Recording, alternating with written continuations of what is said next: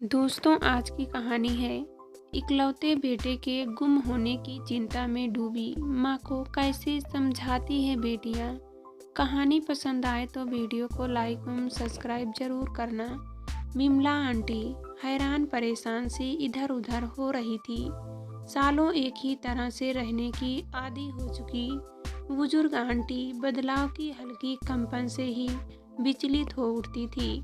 दरअसल बात यह थी कि आंटी जिस बिल्डिंग में 40 सालों से भी कुछ अधिक सालों से रह रही थी वह बेहद जर्जर अवस्था में आ चुका था। छत टपकने लगी थी, दीवारें कमजोर हो चुकी थी और प्लास्टर झड़ कर बिल्डिंग को विध्वस्त बनाने में कोई कसर नहीं छोड़ रही थी। इस कारण बिल्डिंग वालों ने पूरी बिल्डिंग को ध्वस्त कर फिर से बनाने का सामूहिक निर्णय लिया था और तब तक वहां रहने वालों को दूसरी जगह शिफ्ट होने का निर्देश दिया गया था। उस बिल्डिंग में रहने वाले सभी फ्लैट ओनर्स की खुशी खुशी सहमति और सहयोग दिया था, सिवाय विमला आंटी के। 85 से अधिक बसंत देख चुकी झुकी कमर, धुंधलाती नजर और छीड़ काया की आंटी अपने फ्लैट में लगभग अकेली ही रहती थी। 4 बेटियों, दमादों, नातिन नतीनियों का भरा पूरा परिवार था। बारी बारी सब आते जाते और रहते भी थे, पर आंटी कभी नहीं जाती थी उनके यहाँ। शायद ही उन्होंने कोई रात अपने फ्लैट से इतर बिताई हो। अब तो बेटी दामाद भी बुजुर्ग हो चले थे। आंटी अकेली रहती थी और गृहस्थी को इस तरह से जमा कर सहेजा था कि 10 वर्ष पूर्व अंकल के गुजरने के बावजूद भी टकधुम चल ही रही थी। सालों पुरानी माहरी की चौथी पुश्त यानी कि उसकी पोती इनके घर का एक एक काम कर और इनकी देखभाल करती थी। माहरी की पोती पोतों को तो आंटी ने ही पढ़ाया था। उनकी पोती एक ब्यूटी पार्लर में पार्ट टाइम काम करती थी और बाकी वक्त इनके काम। वैसे घर के काम ही इतना होता था। चिड़िया सातों पेट था आंटी का, जो वह झटपट पका देती। बाकी वक्त तो आंटी को बाहर दुनिया की चटपटी कहानियां सुनने में गुजरता था। ड्राइवर भी कुछ ऐसा ही खानदानी था जो इनका बैंक, दुकान, अस्पताल इत्यादि की जिम्मेदारियां पूरी करता था। अंकल सरकारी नौकरी से रिटायर हुए थे तो पेंशन अच्छी खासी मिलती ही थी और बाकी सारी ज़रूरतें इनकी बेटियां पूरी करती थी। विमला आंटी में एक बात और ख़ास थी, जो अन्य बूढ़ों की तरह मरने की बातें कभी नहीं करती थी। उनमें जीने की अदम्य इच्छा थी। जीवन जीने की लालसा ही उन्हें अब तक जीवित भी रखा था और सक्रिय भी। हाँ, 100 बातों की एक बात कि आंटी अपना फ्लैट नहीं छोड़ना चाहती थी। बिल्डिंग में ज़्यादातर लोग घर खाली कर अगल बगल रहने चले गए थे, पर आंटी मानो जिद पर अड़ी थी कि वे घर नहीं खाली करेगी। उनकी बेटियां समझा कर हार गई थी। बिल्डर की अंतिम नोटिस पर अब छोटी बेटी और दामाद आकर रह रहे थे ताकि शिफ्टिंग का कार्य पूरा कर दिया जाए। बिल्डर को जो अतिरिक्त राशि देनी थी उसका भुगतान भी हो चुका था, पर आंटी टस से मस नहीं हो रही थी। पर घर को खाली तो करनी ही थी, सो सामान शिफ्ट करने वालों को बुला लिया गया और घर खाली होनी शुरू हो गई। नज़दीक तो कोई फ्लैट नहीं मिल पाया था, इसलिए शहर के अगले छोर पर जाने की तैयारी हो रही थी। बेटी दामाद तो शहर छोड़ने की ही जिद कर रहे थे। अम्मा, अब छोड़ो गृहस्थी का मोह, साथ रहो हमारे। क्या रखा है इस शहर में, अब इन फर्नीचर को बांट दो और जो भी लेकर चलना है चलो हमारे साथ। देखो, मैं खुद 2 बरस पर आ पाई हूँ। 60 की दहलीज पार कर चुकी बिटिया बार बार दोहरा रही थी, मैं कैसे चली जाऊँ, मैं कैसे यहाँ से चली जाऊँ। आंटी धीमे धीमे लगातार बुदबुदा रही थी। अम्मा, जिद मत करो, देखो मेरे बाल सफ़ेद हो रहे हैं। तुम साथ रहोगी तो मैं निश्चित रहूँगी ना। बिटिया आखिरी कोशिश कर रही थी। फिर खींचकर अपने पति की तरफ देखकर कहा, अम्मा, शुरू से हम बेटियों को कमतर ही समझती रही और परायापन भी बरकरार रखा। आज भी देखो कैसे जिद कर रही है, ना होगा तो मैं कुछ महीने नए घर में साथ रह जाऊंगी और सब सेट कर दूंगी। आंटी जी तो मानो किसी और ही दुनिया में चली गई थी। बेटी की बातों को अनसुनी करते हुए मैं कैसे जा सकती हूँ इस घर को छोड़कर, की रट लगाए हुई थी। अब बिटिया की भी आंखें भर आई थी। पास आकर उसने आंटी जी को अपने अंक में भरते हुए कहा, अम्मा, मान भी जाओ कि अब वह नहीं आएगा। आना होता तो कब का आ चुका होता।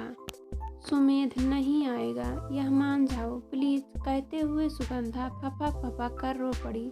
शून्य में विचरते सुने नयन जागृत हो उठे। न मेरी सुग्गा, मत रो मुझे।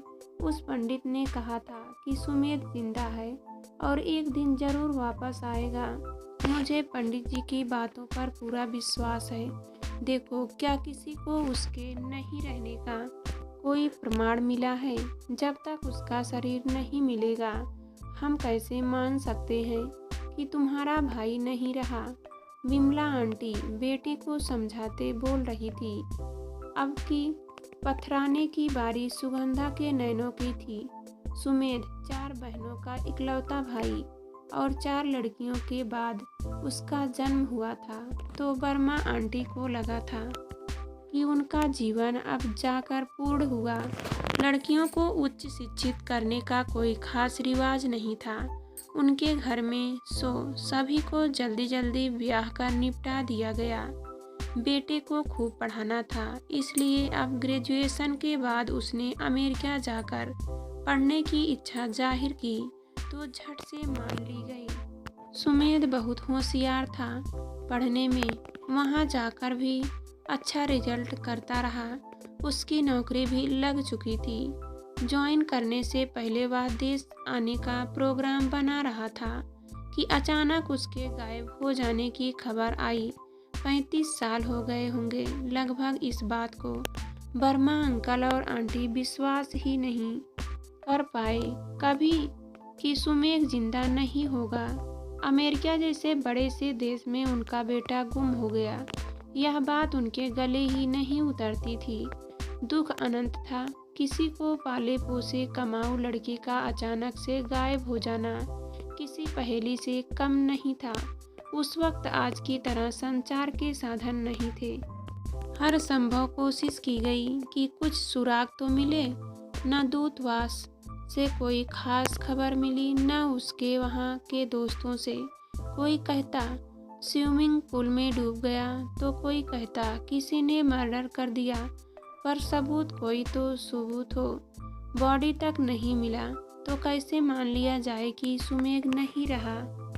गहन अहंकार वाली रात थी। अंकल आंटी की पूरी दुनिया लुट चुकी थी।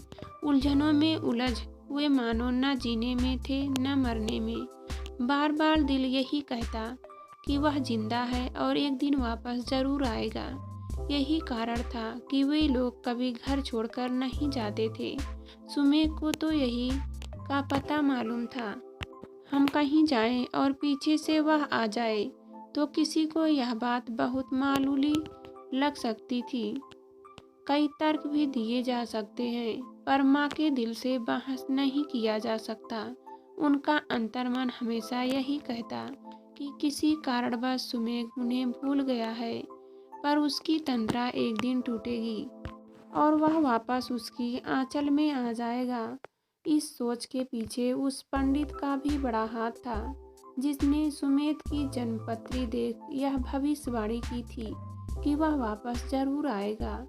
जब उम्मीद के सारे रास्ते बंद दिखते हैं तो लोग पूजा पाठ, टोना टोकटा, जन्मपत्री बचवाने जैसे कर्म भी आजमाने लगते हैं। पर तब तक सिर्फ इंतजार और इंतजार साल दर साल गुजरते गए, पर न ही सुमेघ आया और न ही उसकी कोई खबर। अंकल आंटी एक दूसरे के छिप छिप कर रोते। दोनों बेटियों ने बहुत सहारा दिया। ताउम्र उन बेटियों ने जिन्हें पालन पोषण के कम से पराया धन ही समझा जाता था। कभी कभी वर्मा दाम्पत्य बेहद अफसोस करते कि बेटियों को उन्होंने आत्मनिर्भर नहीं बनाया। क्या पता किसी बेटी को यह बेरुखी गहरी चुभ गई हो कि पुत्र को ज़्यादा मन ध्यान दिया जा रहा और उसकी आह लग गई। मन हर कोठी भटकता कि आखिर क्या हुआ होगा। अमेरिका जाना आसान नहीं था और न ही कोई आता पता या सूत्र ही जिसे पकड़ सुमेध को खोजा जा सके। उस अनजान सुदूर देश में हर आती जाती सांसों के साथ अमेरिका को कोसते दोनों जिस उनका बेटा निगल गया, दुख कहर बन टूट पड़ा। दोनों ने कभी मरने की इच्छा नहीं की। वह लौटकर आएगा एक दिन, इस विश्वास ने उनकी जिजीविषा को जागृत रखा। अंकल कोई 10 साल पहले गुजरे। उन दिनों उनकी आंखों में आए दिन कोई तिनका मानो चुभा रहता। हर वक्त लाल जो रहती थी। आंटी जब पूछती कि आंखें लाल दिख रही हैं तो अंकल का जवाब जाहिर रहता, तुम्हें तो बस डॉक्टर के पास मुझे ले जाने का बहाना चाहिए। कह तो रहा हूँ कि टहलते वक्त आंखों में कुछ चला गया है। अभी ठंडे पानी से छींटे मारता हूँ, निकल जाएगा। और इस तरह दिन भर आंखें गीली रहती। तिनका निकला या नहीं, पर एक दिन उनके प्राण अवश्य निकल गए। आंटी ने बेहद बहादुरी से उनकी मौत को स्वीकार किया और अब अकेली ही सुमेध की राह देखने लगी थी। अम्मा देखो, अब लगभग सभी कुछ जा चुके थे, थोड़े बहुत बचे हैं, उन्हें मैं समेटती हूँ। सुगंधा ने ड्राइंग रूम की दीवारों से तस्वीरों को उतारते हुए कहा।